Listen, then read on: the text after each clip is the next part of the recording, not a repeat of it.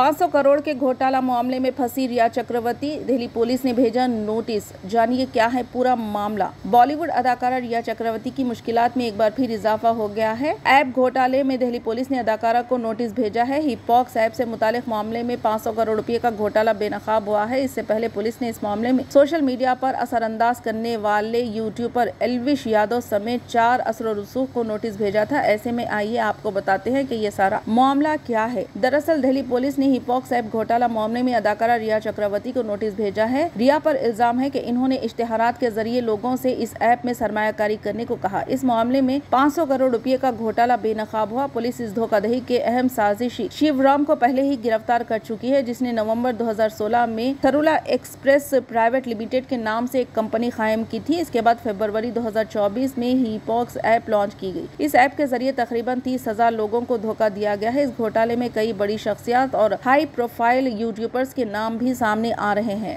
हिपॉक्स app को सरमायाकारी के मंसूबे के तौर पर मुतारिफ कराया गया है। इस ऐप में साइन अप करके सारिफ अपना पैसा लगाते हैं। ऐप का दावा है कि ये 1 से 5% तक सूद देती है। इसके अलावा ये एक महीने में 30-90% वापसी की भी यकीन दहानी कराती है। इब्तदाई तौर पर इस ऐप ने रिटर्न दिया, लेकिन जुलाई 2024 में टेक्निकी मसाइल और कानूनी हैसियत की वजह से अदायगी रोक दी गई। उसके बाद कई सारिफिन ने इसके खिलाफ शिकायत दर्ज कराई।